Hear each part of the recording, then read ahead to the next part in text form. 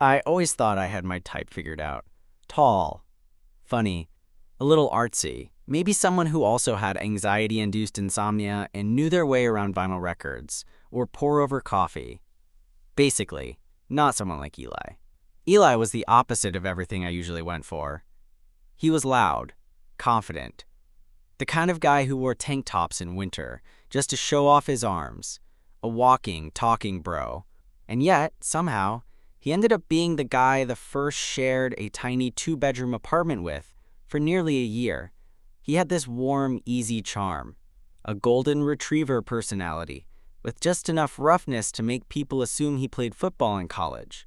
Which, to be fair, he did. Linebacker, apparently. Meanwhile, I was the quiet roommate, the editor who worked from home, who alphabetized his spice rack and never left dishes in the sink. We weren't close at first. He was always out. Gym, class, drinks with friends. I kept my distance, assuming we'd stay in our own lanes. But something shifted over time. Little things. He started eating dinner on the couch next to me, even if he'd already eaten with friends. Or he'd poke his head into my room to ask about a show I was watching, and end up sitting on the edge of my bed for half an hour. We never really talked about our lives that deeply, but we knew each other's rhythms. And honestly, that kind of unspoken comfort, it felt good. The night it happened started like a lot of others. Just the two of us, a couple beers deep, watching some dumb reality show on my laptop because the cable was out. It was raining, one of those late summer storms that rolled in heavy and slow. The air felt electric, even before the power went out. "Did you just kick the router?" I asked when the screen froze. Eli held up both hands. "Wasn't me. I think we just lost power." A second later, the apartment went pitch black. We both paused. Then he said, "Well, shit." The hum of the fridge stopped. The ceiling fan clicked off. It felt like the entire building had taken a breath and just held it. I pulled my phone out. "Yeah. Outage report says the whole block's down. Could be hours."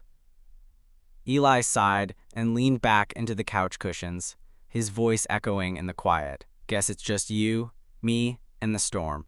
I turned on a candle from the coffee table, some lavender thing I kept around for when I couldn't sleep, and its soft glow flickered across his face.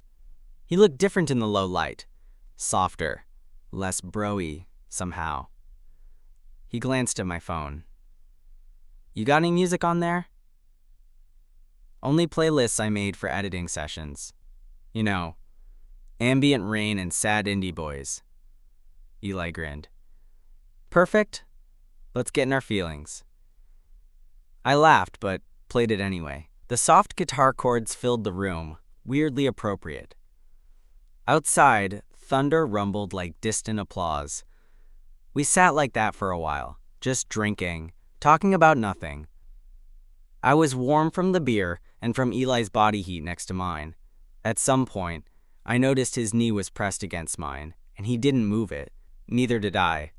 "You ever wonder," he said suddenly, his voice slower now, "how you'd turn out if you made one different decision in college?" "Like what?" I asked, keeping my gaze on the candle flame. "Like, what if I didn't join the team? Or if I tried something new? Like theater, or hell, I don't know, something that wasn't about being the tough guy." I glanced at him. "You could have been a theater kid?" He smirked. "Maybe. I could have been anything. I don't know. Lately I've been thinking about that kind of stuff. What if I didn't follow the expected path?" I shifted slightly, angling my body toward him.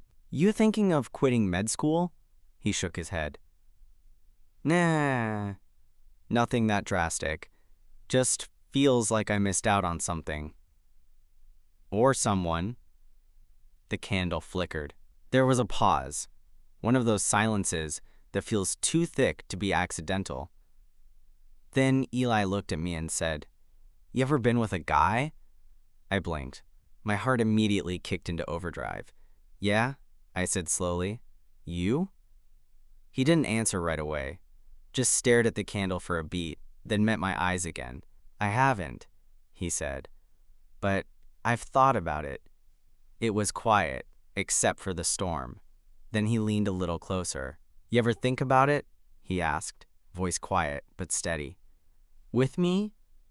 My throat went dry. I couldn't look away.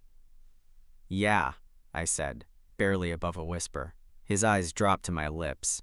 Everything was suddenly way too still. "Damn," he murmured. Then he kissed me. The kiss was nothing like I expected. Not sloppy, not awkward, just slow. Hesitant at first, like we were both testing the water. But the second I leaned in, all the tension, the months of quiet glances, brushing knees, lingering touches, exploded. His lips were warm against mine, soft but firm, and I could feel the faint brush of his stubble against my jaw. I barely breathed, caught between disbelief and an electric thrill that made my chest tighten. Then Eli pulled back slightly, just enough to look into my eyes. "You sure about this?" he whispered. I nodded. My mouth was suddenly dry, my hands clammy, but I didn't care. I wanted this. I wanted him. "Good," he said, grinning slightly, and kissed me again, deeper this time, more urgent. His hands rested on my shoulders, sliding slowly down my arms. I shivered under his touch. We broke apart for a moment, just to laugh. Nervous, breathless, a little ridiculous. "I can't believe this is happening," I said, my voice shaking.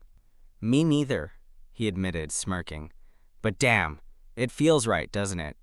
I nodded again, and in the darkness of the storm-lashed apartment, we laughed softly, leaning back against the couch cushions, knees still pressed together. Curiosity got the better of him. Or maybe it was something else. But then his hand drifted to mine. Fingers intertwined. The contact was electric, sending a jolt straight to my stomach. "Wait, we should be careful," I muttered, though my voice lacked conviction. "Careful how?"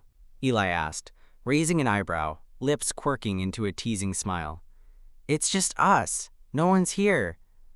I swallowed hard, realizing he was right. No one was here. Just the storm, the candlelight, the soft guitar music, and the two of us. His thumb brushed over the back of my hand. Light, tentative, testing boundaries. I responded instinctively, pressing my fingers against his. That small contact somehow felt like a declaration. Then he leaned in again, kissing my neck this time, and my body betrayed me with a soft groan. He chuckled, warm and low against my ear. "God, you're even more sensitive than I thought." I tried to push him back playfully, but it didn't work. He laughed, deep and low, and I couldn't help but melt into it. One thing led to another, as it always does when curiosity and tipsiness mix. His hands wandered, mine followed. Clothes shifted. The candle flickered. The storm outside seemed to pulse in rhythm with our heartbeats. I barely registered time. Minutes, maybe hours, passed. All I knew was Eli. Close, warm, alive against me. Every laugh, every brush of his lips, every lingering touch was magnified by the darkness around us. Finally, we paused, catching our breath, tangled together on the couch. Rain hammered against the windows, and the thunder rolled, but inside the apartment, it was quiet. Our quiet. Eli looked at me, eyes wide and a little awed. "Wow," he said, voice low. "I didn't think I'd ever do that with a guy. And yet—" He trailed off, smirking. I laughed, soft, nervous. "Yeah, me neither." He kissed me one last time that night. Slow, deliberate, like he wanted to memorize every second. And I knew, as the candle flickered and the storm raged on, that nothing would ever be the same between us. We were roommates, sure. But after that night, that storm, that blackout, we were something else. Something dangerous, something thrilling, something just beginning. Morning came slower than usual, filtered through the cracked blinds like it was afraid to disturb us. I woke up with the faint taste of Eli's cologne on my skin mixed with the lingering scent of the candle wax. My head throbbed slightly, not just from the beer, but from the whirlwind of the night before. I blinked, adjusting to the dim light, and then remembered. The kiss, the touch, the way everything had shifted between us. I glanced sideways. Eli was still asleep, sprawled out on the couch in that annoyingly relaxed way, one arm flung over his eyes. His chest rose and fell steadily, easy and calm, completely unaware of how much my mind was racing. God, what the hell was I supposed to do now? We weren't just roommates anymore. We were something new, something complicated. I wanted to replay last night, to dissect every moment, but at the same time, I was terrified of what it meant. Did Eli feel it too? Or was it just me? I didn't want to make a move while he was asleep. Too vulnerable, too exposed, but I also didn't want to let this just slip away like a drunken mistake. After a few minutes, Eli stirred, blinking sleepily as he sat up and stretched. His hair was wild, like he'd lost a fight with a tornado, and his eyes caught mine immediately. There it was, the same flicker of something from last night. "Morning," he said, voice rough but warm. "Morning." I managed, my throat dry. For a second, neither of us said anything. Then Eli smirked. "So, about last night, was that real, or did we both pass out and dream the whole thing?" I laughed nervously. "Definitely real. I don't usually kiss my roommates." He shrugged like it was no big deal, but with a glint in his eyes that said otherwise. "Neither do I. Guess we're both full of surprises." The silence stretched, but it felt less heavy now. More electric. "Are we going to pretend this never happened?" I asked, suddenly bold. Eli shook his head, eyes serious. "Nope. I want to see where this goes, if you want that too." My heart thumped loud enough to drown out the city noise beyond the window. "I do," I said. He grinned, that cocky, sunlit grin that always made my stomach flip. "So," he said, stretching his arms over his head, "looks like power outages aren't the only things that can turn nights upside down." I smiled back, the warmth in my chest growing. "Yeah," I said. "Definitely not." The blackout was over, but the night it sparked between us was just getting started. After that morning, everything between Eli and me was different, even though we acted like roommates for the world outside. We went to work, did our chores, shared meals, but under the surface, there was a charged tension neither of us could ignore. Every glance held weight. Every brush of hands sent sparks shooting up my arm. We were dancing around this invisible line, both terrified and desperate to see who'd cross it first. One Friday night, we found ourselves back on that couch, the power on, the TV blaring, but neither of us really watching. I caught Eli's eye across the room, his smirk daring me to say something. I took a deep breath. "So," I started, voice low, "how do we do this? I mean, what are we now?" He shrugged, tossing a popcorn kernel in his mouth. "Roommates who kiss? Friends who want more? Maybe something a little messy and undefined?" "Messy is one word for it," I said, laughing nervously. He laughed with me, then leaned forward, suddenly serious. "Look, I don't want to mess up what we have, but I also don't want to pretend like last night didn't mean something." I nodded, heart pounding. "Me neither," I admitted. "I'm just scared, I guess." "Yeah? Of what?" "Of losing you. Of this turning weird and breaking everything." He gave me a slow, steady look. "You won't lose me," he said simply, "but I won't lie. I want more. I want to see where this goes." My pulse sped up. I swallowed hard. "Okay," I said. "Let's try. But slow." "Slow?" Eli agreed, holding out his hand like we were sealing a deal. I took it. The electricity in that touch was a promise, a beginning. As the night deepened, we finally let down our guards. A soft kiss on the neck. Fingers tracing a shy path down my arm. Laughter bubbling when we tripped over awkward words. When Eli pulled me close, whispering my name like it was a secret, I knew nothing would ever be the same again. The weekend stretched ahead of us like uncharted territory, full of quiet moments and stolen glances. Eli and I spent Saturday mostly in the apartment, wrapped up in a blanket burrito marathon of movies and bad takeout. The kind of lazy day that should have felt normal but was anything but. At some point, we found ourselves sitting side by side on the floor, backs against the couch, legs stretched out, hands accidentally touching. I caught my breath. So did he. It was the kind of silence that's heavy with things unspoken. I swallowed the lump in my throat and finally said, "Can I ask you something?" "Shoot," Eli replied, eyes steady on mine. "Have you ever been scared? Like really scared about who you are?" His face softened and he nodded slowly. "All the time," he said quietly. "Growing up, I was the jock, the tough guy.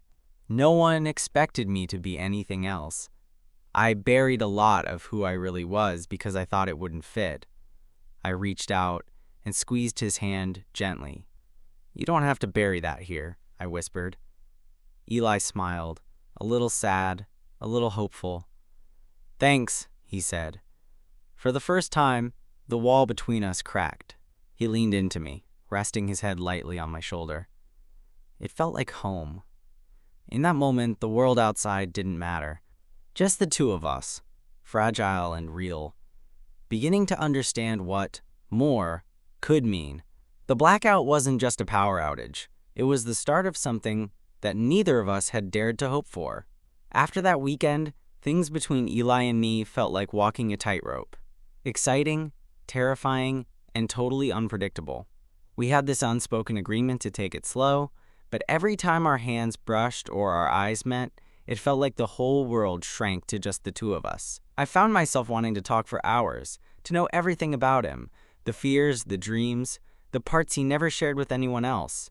But Eli was also guarded. Some nights he'd pull back, retreating into his usual bro persona like nothing had changed. It was confusing and frustrating. One evening, after a long day of silence between us, I finally asked him what was going on. He sighed, running a hand through his messy hair. "I'm scared," he admitted. "Scared that if I let this get real, I'll screw it up. Or that people will judge me. Or that I'm just fooling myself." I nodded, understanding more than I wanted to admit. "I get that. I felt that way too."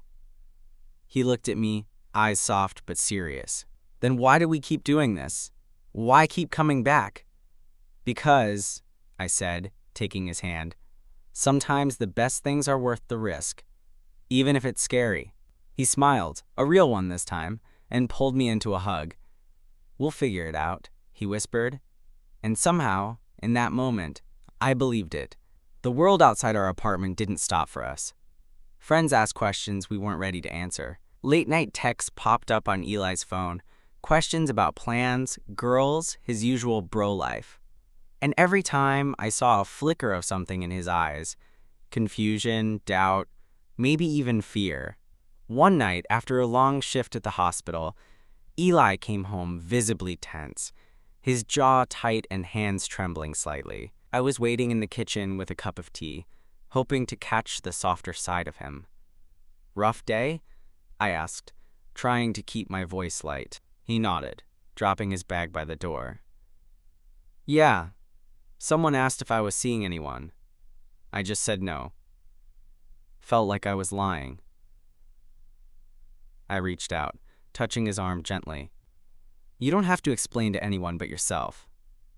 He looked at me, vulnerability breaking through his usual facade. "I know. But it's hard. I don't want to lose who I am, or who people think I am. And sometimes, I'm scared of losing you too." I squeezed his arm. "We're not losing each other. We're just figuring out what this means." He smiled faintly, then leaned in, kissing me softly. The kind of kiss that promises patience, understanding, and a willingness to fight for something real. That night, the storm wasn't outside anymore. It was inside us, fierce and wild. But together, we learned to face it. Months had passed since that stormy night when the power went out, and everything changed. Eli and I had navigated the messy, confusing, exhilarating path from roommates to something more.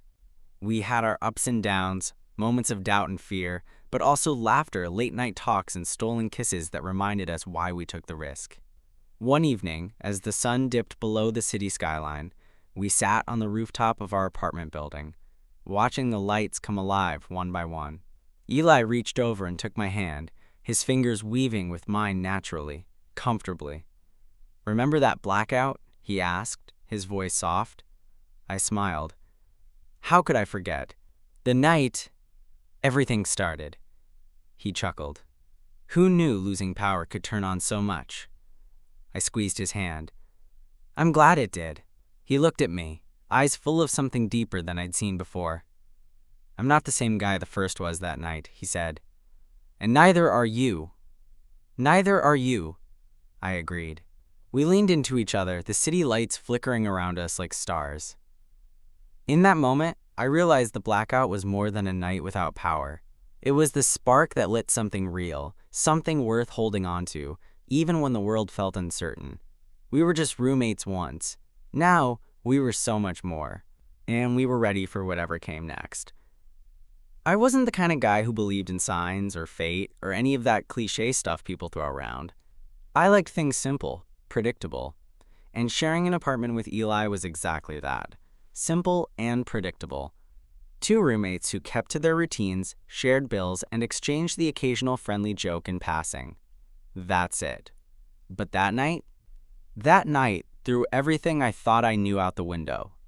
It started like any other summer evening, the kind of humid night where the air feels thick and heavy, and even the fan spinning lazily in the corner doesn't do much to help. Eli and I had spent the evening sprawled out on the worn couch in the living room, a couple of beers in, watching some reruns of a cheesy sitcom I secretly liked. The kind of background noise you tune out but kind of enjoy. The storm had been brewing all afternoon. I'd caught glimpses of the thick gray clouds rolling in as I got home from work. There was a distant rumble of thunder, low and ominous, like the world itself was holding its breath. Eli wasn't much for storms.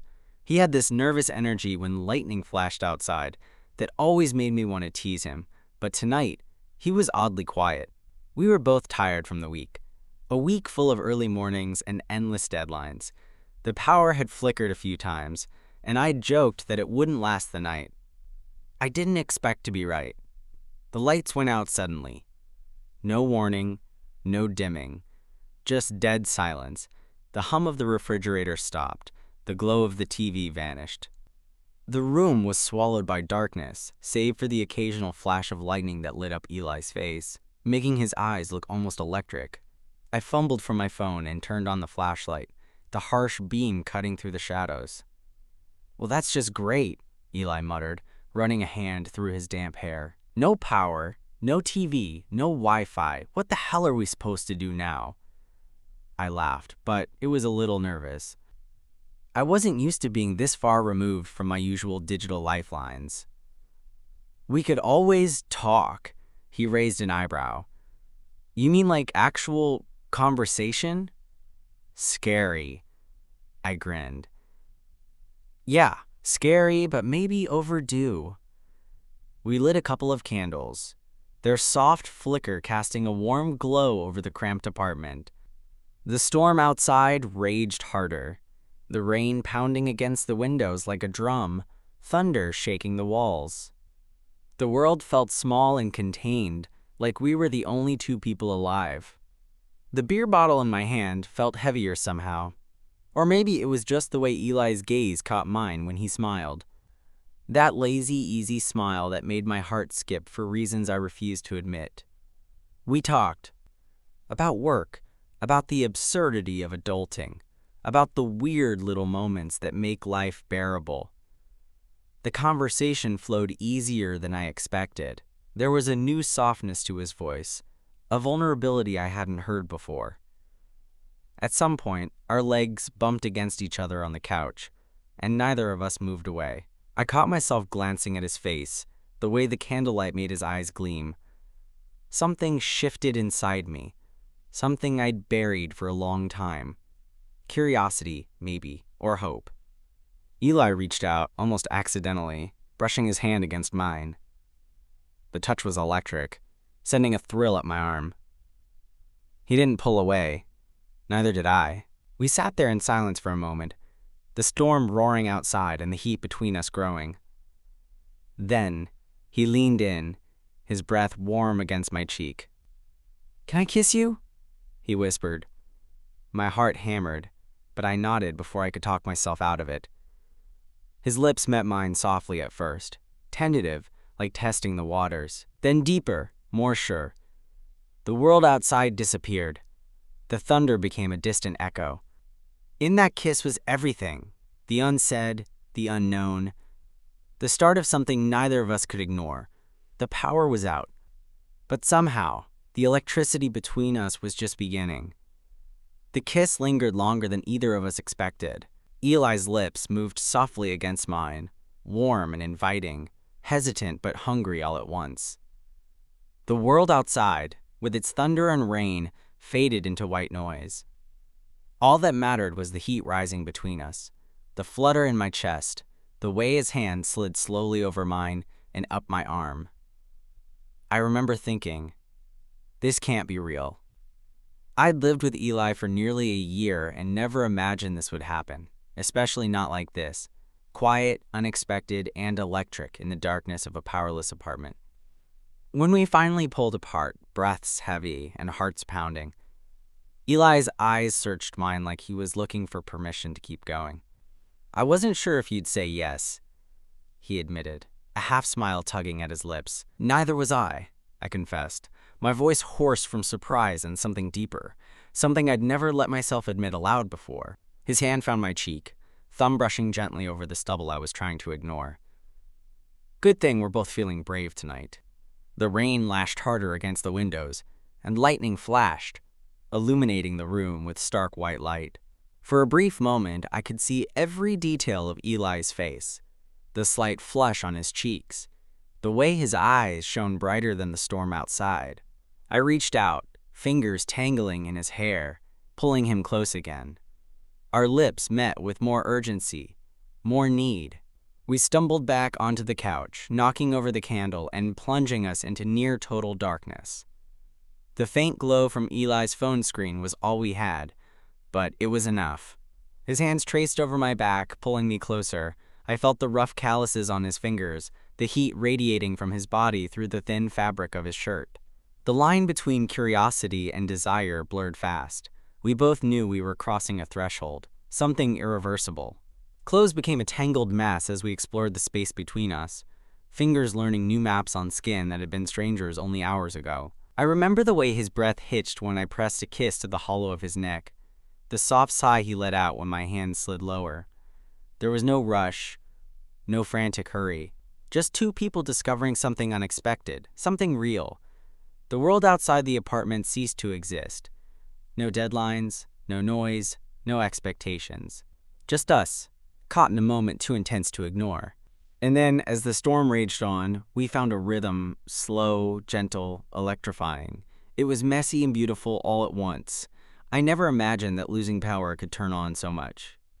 The morning came slowly, soft, pale light filtering through the blinds, casting stripes across the rumpled sheets and scattered clothes. I woke up first, body tangled with Eli's in a way that made it impossible to tell where he ended and I began. The warmth of his skin pressed against mine was almost enough to make me forget the whirlwind of thoughts crashing through my mind. Last night was real. No, more than real. It was a turning point. But the light brought clarity, and with it, a flood of questions I hadn't dared ask. I shifted carefully, careful not to wake him. His hair was a mess, strands falling over his forehead in that way I'd never noticed before, and his breathing was slow and steady, peaceful.